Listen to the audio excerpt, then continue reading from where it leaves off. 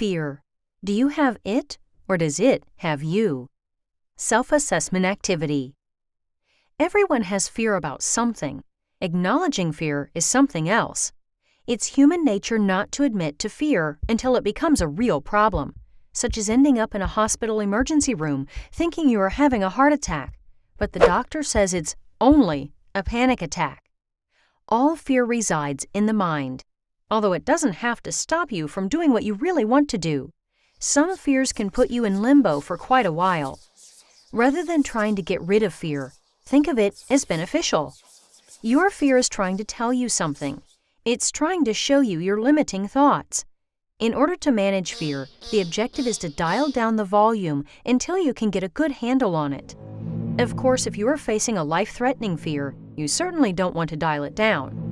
But let's face it, most of freelancing is not going to be life-threatening.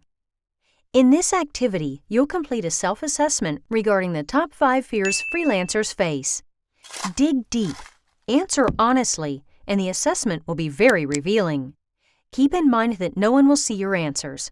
Taken seriously, the time you spend on this will be extremely valuable in helping to 1. More clearly identify where the fear comes from and why, and 2.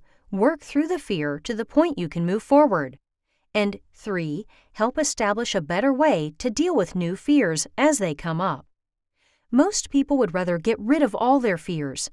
It's not only a bad idea, because our fears are useful, but it's also impossible to do. Directions. Write your responses to each question, taking the time to think them through. In some cases, your answer may be longer than the space provided in this worksheet, so consider using a notebook in which you include the questions below and are able to address other fears as they come up. If you invest the time necessary to get to the bottom of some of your fears, the assessment will be a valuable exercise. Once you've identified what your limiting thoughts are, you can choose to go beyond your fears and dwell in the possibilities, or dwell in the land of limitations. One of the things that successful freelancers have in common is the survival trait. They just keep on going no matter what. Success traits will be covered in more detail in an upcoming module. There are 5 fears common to freelancers. The activity will address them one at a time. 1. Fear of failure. 2. Fear of success. 3. Fear of not having enough. 4. Fear of not being enough.